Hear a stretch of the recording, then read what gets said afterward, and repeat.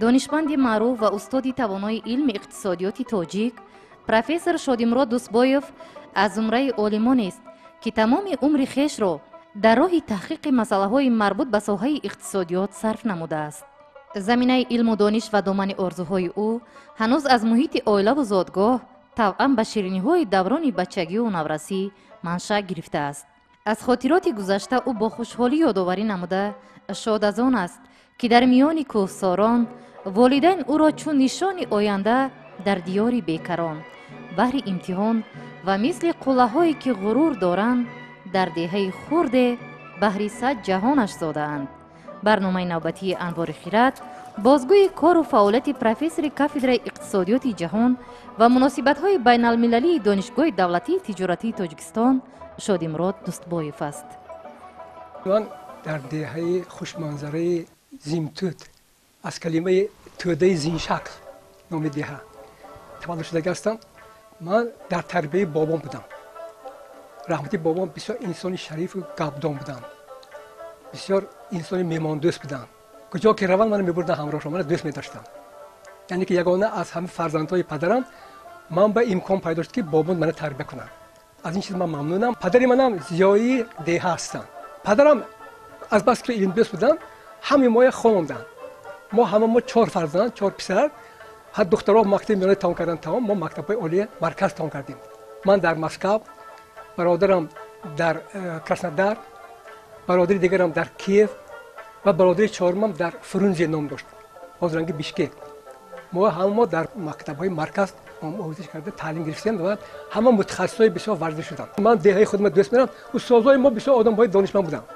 همشون تمام کرده شهر سمرقند بودن، خوجند، معلومات عالی داشتن و از همین دهه ما حاضر قریب 5 تا پروفسور، 10 تا نامزد فن، انجینیر و متخصص دکتر و اینها بیشمار. یعنی که یگان عائله نیست که در دهه ما به معلومات باشد. در مکتب یکم یک من اصلی رو دوام دادم. اونجا دیرکتر مکتب روس بود، بردیر روس زبان بود، بریس فبیشوف. و بسیار معرف پرور بودم از رحمتی. من که بسیار زبان دوست می‌داشتم و لیاقت خوب داشتم. بچه‌ها اصلا 5 زبان نیمیسی می‌مختن، من اصلا 8 سال کردم. دیگه درس مدت 3 ماه اینا من گذاشتم. این گپ تا فهمیدم رفت. بعد اون کس هر روز در صحنه مکتب صحبت می‌کنه با طلبه‌ها. اگر صحبت کردم من برآوردم. من گفتم که ببینید یک بچه که مایده فقط 5 می‌خواند. لیکن من قلتخم با پر کتاب و دفتر و همه روچکو اینا همش در قلتخم، حتی یک خالته نه که در درش اندازه هم نه گرفته کردم. همش در قلتخم کتاب والله در دستم. بابا یک بچه 5 کیلو گفت که این دانا باشد این کتاب در این چی ضرور؟ کتاب چا می‌کنی گفت؟ ما گفتم معلم که درس داد ما همون زمان و تکرار می‌کنم. گفتم معلم‌های ما شهر سمرقند اونجا ما درس می‌دادن. اخودی پنجکت بسیار دانشمندان ورزیده همون منطقه بودن. از دست بسیار علمای کلان در دوره مکتب میانم هم برخوردار شدیم که علمای کلانی دانشمند ما بسیار ما دوست می‌داشتن. بسیار صمیمی بود درس‌ها. حالا هم حالات خاطرم هست. پرم ما یکمین آدمی که هم در مکتب میانه در 7 ساله 4 قرین نداشتم. هم در مکتب صنف هاشم فهمیشوف هم در مکتب آدینایف فقط بابای 5 می‌خوندم. یعنی یکمین مدالیست مکتب میانه رقم 6 نایب پنجکن من هستم. تقدیر مرا هنوز از سالهای دانشجویی با شادیمراد دوستبایف روبرو آورد که در طول این سالهایی که من این مرد شریف را میدانم بسیار چیزها را از این کس من آموختم و شکرگزار از آنم که چنین فردها در جامعه ما کار و فعالیت دارند و کار و بارشان برای همگان باعث افتخار است. من راستی گپ این مرد بزرگ اکای شادیمراد میگویم دوستبایف سالهای خیلی زیاد شد میشناسم. حتی دوره‌ای که در یونیورسیته دولتی تاجیکستان به نام ولادیمیر ایلیچ لنین وقتا میگفتن وقت کار میکردن از همون وقت میشناسم. وقتی که در خود مجلس عالی جمهوری تاجیکستان اونجا فعالیت داشتن در اونجا هم همکاری داشتیم. بسیار مردی خاکسار است. با وجود همین قدر عالم بزرگ بودنش این کس در خود روسیه حمایت کردگی است، هم در لنینگراد و هم در مسکو من حیاتی همین علمیش هم اونجا گذاشتگی است. باور کنید اگر همین جهانی اندیشه است. من یک فیل دارم، فقط فوتوگرافی میکنم سرم با. در سری من قریب 50,000 فوتوگرافی هست. خودم میکشم دیدم میگیرم. وقتی من درس میگفتم، همین فوتوگرافی که درس میگفتم، بعد میگفت کتاب کجا خوندوسی؟ کتاب میگه که من کتاب خوندوسم از سرم. بعد میگفت که اینو ببینید این چقدر معنیش تازه بود است. حالی همون سوس شدگی. خاطری مستحکم بعد فوتوگرافیست که پامیت. خاطری فوتوگرافی. من رسم میگیرم در سرم، بعد اینکه من اون کس میگذرد از نزدم رسم میگیرم با امخت رفتم میگیرم. بعد از مکتب صنف 8 اونجا اینترنت بود، اینترنت کوچیده خلقوتشون اومد. قشلاق قیصر معلم اودینایف بودن، سرگئی دیمیتروویچ. این کس برای چی سرگئی دیمیتروویچ؟ برای اینکه یک همبای داشتن، هم عسکر. وای روس بود. بعد گفتن که اگر در همین آرمی اگر من مرم نام من تو میگیری، اگر تو نام تو من میگیرم. وای نامش سرگئی دیمیتروویچ بود. این کس اودینایف. با این کس همه اودینایف دیمیتروویچ در پاسپورتشون نمیده نوشتن، همین خیلی نام داشتن. تو مردن.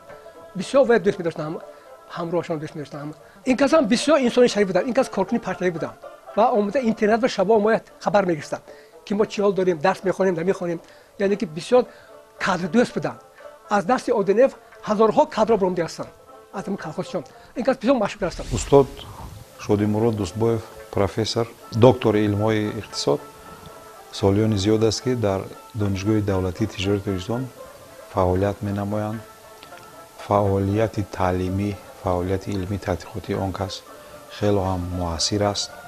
дар давоми фаъолияти педагогии худ соҳиби якчанд асарҳо, китобҳои дарсӣ ва монографияҳо ҳастанд ва нақши худро дар илми муосири тоҷик гузоштаанд ва имрӯз низ барои пешрафти соҳаи илми иқтисодӣ тадқиқоти илмӣ мегузаронанд. аз ҷумла шогирдони зиёдро дар ин самт ҳамчун олимони соҳа, ҳамчун роҳбари илмӣ, номзадҳои илм, докторои илмро онҳо тарбия карданд ва имрӯз барои саҳм гузоштан ҳамчун устоди кафедраи муносибатҳои иқтисоди байналмилалӣ барои тарбияи кадрҳои ҷавон низ саҳми худро гузошта истодаанд.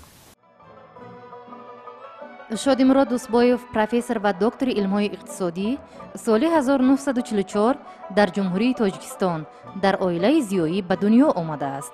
мактаби миёнаи рақами 6 шаҳри панҷакендро бо медали тилло ба итмом расонида, пас аз он ба шуъбаи навтаъсиси химиявию технологии институти политехникии тоҷикистон дохил шуда, соли 1966 институти кимиёвию технологии ба номи менделееви шаҳри москавро бо ихтисоси инженер-химик бо тавсия ба аспирантура хатм намудааст.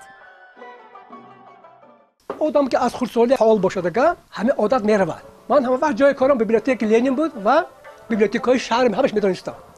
ҳамин фурсат ки библиотекаи Ленин самаритарни ден кунад, ман дига библиотека мерафтам. баъзан модашам онҷа хоб мекардам дар рӯи китоб.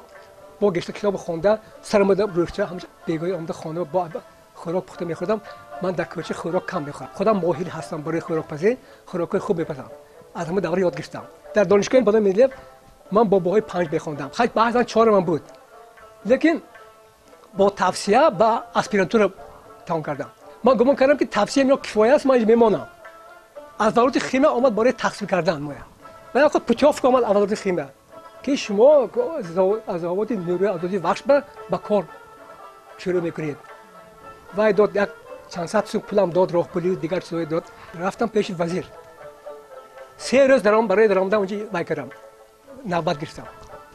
کاستاندوف لیاد ارکاج بود. وزیر صحت خیمه ایست. بعد گفت که گالوبچیک چون مگوسلوجید. من میخوام گفتم که همین اسپیرانتوری همین کافدری خودمو بخونم. من اینجا موندگی علم ها همین یاردم کنید. گفت که حاضر ما با در کار نه اسپیران. حاضر با در کار انجینیر. شما کی گفت؟ با ملت من گفتم تاجیک. تنبالی گفت شما رو به تاجیکستان به کار کنید. گفت من این گفت ویزیت کنم. من بعد چند سال تلفن کنید گفت من ویزیت کنم. من شما کدام اینستی خواهید جایگیر میکنم. گفت خواندم میگه گفت. خما اینجا اومدن زبان معقول شد اینجا کار کردم 5 سال. البته کم خطرناکم بود لیکن عادت کردم من. من با غیرت هستم. چون اگر دانش باشد خطرش متوجه نمیکنن. اگر ما تحقیقات‌های استاد رو ورق زنیم ما می‌بینیم که استاد در ساحه‌های مختلف اقتصاد رشد اکولوژی اقتصادی جمهوری تاجیکستان تحقیقات‌های بی‌نظیر برده ایستادند و سال‌های آخر باشد همچون اعضای شورای دیسرتاسیونی نزد کمیسیون عالی اسیستانی جمهوری تاجیکستان از روی بخش اقتصادیات مهنت کار و فعالیت کرده ایستادند و از اون معلوماتی که من دارم وقتی که استاد این مسئله ها را بررسی میکنند نتیجه از آن گواهی میدهند که نسبت حل و فصل مسئله های مبرم یعنی رشد شغل پرمسئول در جمهوری تاجیکستان نتیجه های نظرش را به دست آوردند. اکادمیک نازیقلوف رفتم لکسیا خوندم در زواد ما بالا قاسمیش من 3 سال بودم من گفتم که پسر بعدی همین لکسیا اینجا ماری گفتم من موندم گفتم که نمیرد اسپیرانتور خوندم من شو یاردم میکنم من گفتم میرم معلم گفتم وقتی من اومدم اینجا صحبت کردم زال اسپیرانتور گفتم که همه آدم جایگیری که گفتن کجای خواهد شغالوف بود زال اسپیرانتور هم بعد خب گفتم میگیریم شما نگی گفتم معاش رو باید میتونم گفتم توکل گفتم خب اومدم 120 سوم معاش کارمندی خورد ازمین 1 سال کار کردم مسکو گفتم نروی کنید 2 سال مسکو خوندم استاژировка اینها با من جای ندادن گفتن که تو حالی 2 سال هم میخونی گفتم با من خودم در اومدم مسکو اسپیرانتور با در اومدم یک پروفسور اومد امتحان گرفت از اکونومیک مارکس کپیتال از امگو اومد من در اومدم که امتحان گرفته آدم دیگر امتحان گرفته نیست عملی ما یک 10 دقیقه شدم گفتم من تیار گفت که مرحمت برایت گفت با اومدم شدم کتاب خیلی کتاب روی میزی من بود و یک مسئله با گفتم که вот похесину так گفتم откуда хесин знаете گفت من گفتم его книга моя настольная книга گفتم من نمیرم به خیسی گرفت من با 5 بود من 5 میام دست خیسی سخیر بود بعد دامدم سکتور با گفتن که دوستای چیکار کردید گفتم سپردم 5 بود минуточку профессор Вильямский Матвей Абрамович завсе مدیر سکتور دوستای خیلی на 5 зал گفت профессор شدن علما شدن یک 20 کس شدگی زال بود اعضای سکتور همه حیران شد که این چه بود راست میگم من چه رو دروغ گفتم آدمو 5 ماه یاردم کرد بعد درام اسپیرانتور با همون به حساب گرفتم آموزگارانی هستند که کارگاه خود را همچون یک جای مقدس همچون خانه خود حساب میکنند و در آنجا تمام قوه و یعنی که مهارت خود را صرف میکنند و یک مناسبت پدرانه نسبت نسل نورس مینمایند و همچون یک شخص نصیحتگری کارمندان جوان یعنی که رفتار میکنند و به همین شخصان شباهت دارند پروفسور دوستبویف و آن کس در حقیقت همه روزه به درگاه مقدس به درگاه تعلیم وارد شده مقصد اساسی خود این یک نفع برای پیشرفت همین مؤسسه رساندن را پیش میگذارند و در همین اساس فعالیت میکنند. در اینستیتوت کار کردم یعنی که در این فاصله من 1 سال رفتم دکترانتور در لنینگراد در سن پترزبورگ در اینستیتوت اجتماعی اقتصادی اکادمی سر در سن پترزبورگ کار نه که جای کارم کتابخانه سالتیکا و شدری نبود همه وقت همچی کار میکردم کتاب‌های دوست می‌داشتم فقط کنسپیت میکردم من دیگه فقط همه که 80-90% کار داشتم دکتریات زدیل داشتم اینجا پیش در دوشنبه همون انت تکمیل دادن نوشتم کارا خوندن محاکمه کردم بعد از تمام کردن استاژировка در اینستیتوت با کار ادامه دادیم از این همون لنینگراد تلفن کرد همون راهبرم کوگو بود انیتا لیبینیانش دیرکت اینستیتوت تلفن کرد که رفیق دوستپوی بیا ما سویت شدیم حمایت کن بعد گفتم که اینجا راهبرم پرسام بعد در اومدم معلم گفتم من نمیشه اون کس بشترسان ما قبولگاه اون کس دروندا به تلفن کار کردن بعد گفتم که همه ما سویت میکنیم حمایت میکنید عالم معروف شادیمراد دوستبویف آغاز از سال 1967 در وظیفه‌های مهندس کلان زواد نوری‌های ازاتی بخش خادم علمی در انستیتوت اقتصادیات اکادمی علم‌های تاجیکستان کارآموز تحقیقاتی اسپیرانت شعبه پروگرس علمی و تکنیکی اکادمی علم‌های شهر مسکو و دکان فاکولته مالیوی و اقتصادی دانشگاه دولتی ملی تاجیکستان فعالیت نموده است. سال 1977 رساله نامزدیش را در موضوع پهلوهای اقتصادی و اجتماعی خیمیکان روزگار و رساله دکتریش را سال 1991 در موضوع خیمیکان استحصالات پهلوی اجتماعی و اقتصادی و عاقبت‌های اکولوژی در شهر مسکو دفاع نموده است. از سال 2006 تا به امروز شادیمراد دوستبویف در وظیفه پروفسور کافدرای اقتصادیات جهان و مناسبت‌های بین‌المللی دانشگاه دولتی تجارتی تاجیکستان کار می‌کند. طولی سالهای فعالیت با همراهی استاد من همین را درک کردم که استاد در یک سطح خیلی بلند کارهای علمی پداگوژی را به سامان می‌رسانند و این شخص بزرگ در تیار کردن کادرهای علمی نه اینکه برای دانشگاه ما برای تاجیکستان عزیز و بیرون از آن خدمت‌های بسا سازنده کردند. در خود دانشگاه ما اعضای دو شورای دیسرتاسی دکتری هستیم. یعنی حاضر بنا یک دیسرتاسی گرفتم. من یک اکسپرت دائمی گویده میشه. همیشه من اکسپرتیز میکنم کارو.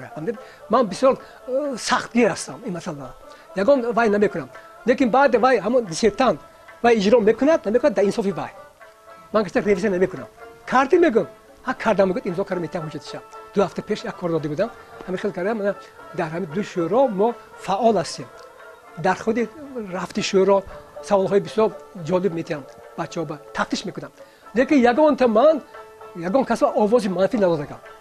حتما دستگیری میکنم. در حقیقت آن مهارت پداگوژی که آن کس در سالهای زیادی فعالیت پداگوژی به دست آوردن آن را خوب در صنفخانه‌ها استفاده میبرند در وقت درس با دانشجویان و با آن گویم که بزرگسالی خود نگاه نکرده آن کس و مثل همین جوانان با یک مهارت و شوق بلند با درس آمادگی گرفته درس را میگذرانند و در وقت گذراندن درس ها بسیار یک با شوق بلند دانشجویان آن کس را گوش نموده بهره میبرند از درس های استاد پروفسور شادیمراد دوستبویف. در دوره حاضر بازرگانی رقابت بسیار شدید است. کی رقابت بگذرد؟ اونی که دانشمند است. حاضر یگان کارفرما دانا نمیگیرد کار با. چون جای و کار میکنه. برای من فقط توصیه میکنم که از پس خواندن شوند. بعد اینها بسیار من پند و حکمت میگویم درباره آدم شوی. هر روز از یک ساعت پیش 5 دقیقه من حاضرم درباره بچهای اینجا یک ساعت خواندم درباره پیام پرزیدنت گفتم. یعنی که همیشه فعل دارم من درباره سیاسی نوی تاجیکستان درباره حکمتایی که خودم اینجا آفریدم اینا من فیلسوف نه که سخن از عرش برین اومده است بحری پاکان به زمین اومده است. پروفسور شادیمراد دوستبویف در طول فعالیت پرمحصول علمی و تحقیقاتی دایر بر رویه‌های گوناگون علم معاصر مقاله و تزیس‌ها و کتاب و دستورهای ارزشمند تالیف نموده است. موصوف مؤلف زیاده از 150 نامگوی کارهای علمی و متدی از آن جمله 15 مونوگرافیا و کتاب و دستورهای تعلیمی و متدی می باشد. کتاب تالیف نموده استاد با نام اقتصادیات جهان در تمام مؤسسه‌های تحصیلات عالی کسبی جمهوری همچون کتاب درسی مورد استفاده است. پروفسور شادیمراد دوستبویف در برابر یک قطار افتخارنامه و عنوان و مکافات‌های صحابی دارنده جایزه اکادمیای ملی علم‌های جمهوری تاجیکستان می باشد. شاگردها بعضا احترام نمیکنن استادای. من میخوام که همین صاحب احترام باشن. خود استاد برسن. استاد دوست دارن. مهربان باشن.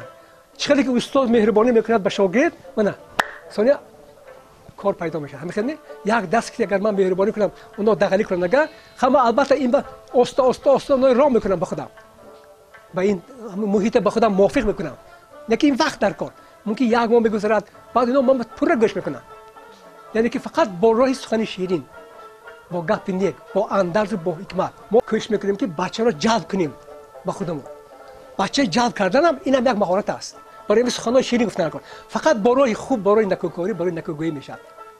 با راه جنگ و جنجال بچه جنجال نمیپسنده. سخنی خوب پسند رو کمتر سخت هم گیسان نکنه. یعنی که وقتی که ما باها میگذاریم من بچه یکم بار باها نمیمونم.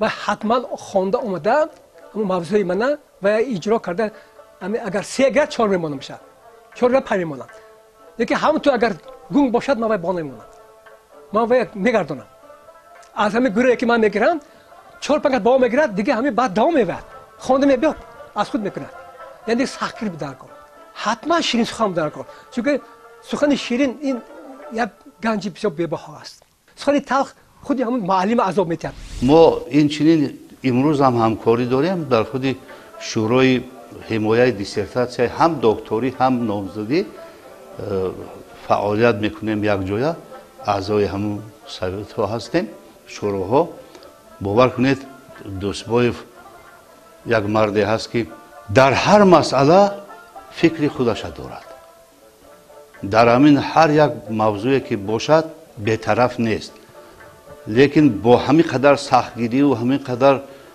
توانایی و همین علم آموزش باز دستگیری همین طالب علم ها هستند از یک طرف بسیار سختگیر هستند از طرف دیگر همه وقت هدایت میکنند که همین کسی با قدر با بالاتر رود قدر پیشتر رود این بسیار خصلت خوب است بسیاری آدم این چیزها را قطع نظر میکند لیکن این کس باور کنید اگر در حقیقت شخصی هست که درباره این شخص ها میگویند که آدمی بتون است ما اندیشه میکنم که باید که در جهان تنجی باشد یکم دوم خود یک بسیار روی خوب است روی صاحبکاری یک صاحبکار باید که کمش 3-4 جای کار تشکیل کند برای صاحبکاری تمام مملکت‌های پیشرفته جهان از صاحبکاری سرگردان رشد صاحبکاری باید باشد دوم باید که معلومات نوکی باشد ولی یک پروفسور هندو از انگلیس میاد به هندوستان بعد مردم جمع میشن میگن رفیق پروفسور بگوید که چطور کردیم ما از ورطه کمزوری بیرون بریم میگه که معلومات نوکی یعنی که ما اصلا باید که معلومات نوکی چطور که جناب ولی اینجا ما در یک سیم در بچه‌ها گفتم به این چیز دقت کلام میدن علم و معرفت به معلومات نوکی با معلومات نوکی پروفسور شادیمراد دوستبایف با دانشجویان از 5 فن تخصصی اقتصادیات جهان بیزنس بین الخلقی فعالیت اقتصادی بیرونی تاجیکستان سرمایه‌گذاری خارجی مناسبت‌های اقتصادی بین الخلقی و توریسم بین الخلقی با زبان‌های تاجیکی و روسی درس می‌گوید همزمان این عالم دانشمند و توانا به غیر از فعالیت علمی و آموزگاری طی 15-20 سال اخیر به نوشتن پند و حکمت مشغول است کتاب اندرزنامه استاد 4 مراتبه با تعداد زیاد چاپ شده دسترس خوانندگان گردیده است من از کودکی اندرز دوست می داشتم من چندین کتابچه اندرزم گم کردم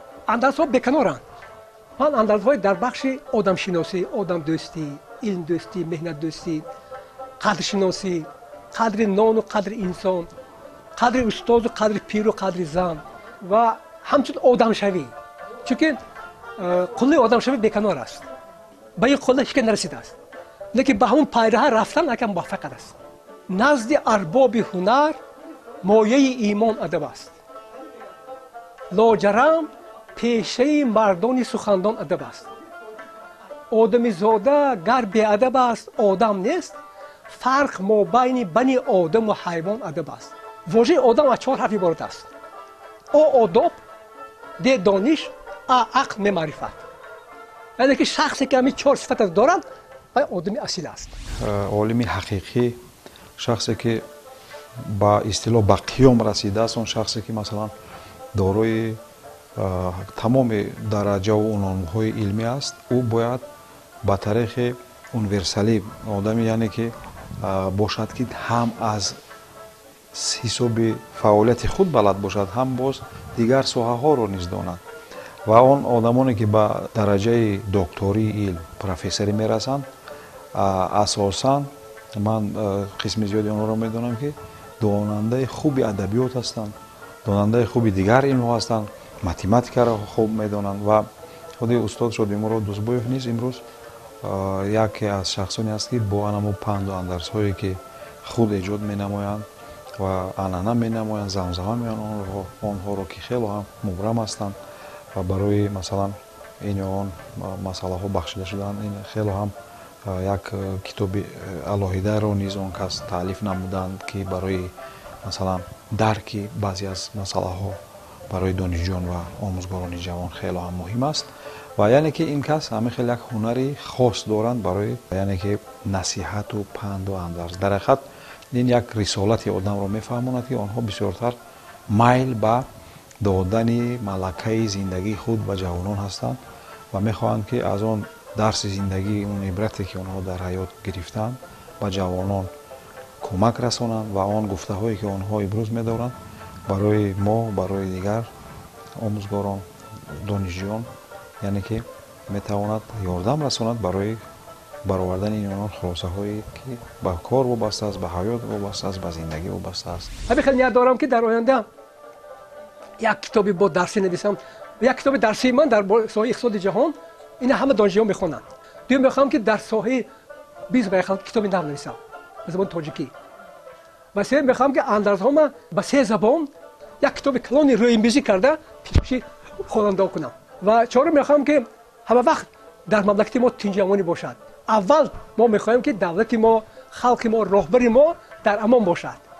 به قطار خلق، راهبر و دولت ما شما همراه همه همکاران ما، دوستان ما، خویشتباران ما بشینیم در امان باشیم. عالم باطنی و معنوی این مردی سراپا انوار خیرات و عالم توانا دکتر علم‌های اقتصادی، پروفسور کافدرای اقتصادیات جهان و مناسبت‌های بین المللی دانشگاه دولتی تجارتی تاجیکستان شادیمراد دوستبایف از پاکی و خاکساری، فروتنی و مهنت‌دوستی و رسالت ارزنده آموزگاری سرشته شده است. کسب آموزگاری را او کسب وطن پرستان می شمارد و مضمون و ماهیت زندگی خیش را در آموزانیدن دیده شاگردان و عالمان آینده را به جاده زندگی به سوی امید، سوی فردای درخشان راهنمایی می کند. همچون عالم دل داده و در کوی علم افتاده همیشه شکر از هستی، شکر از وطن آباد و آزاد و صاحب استقلال می کند.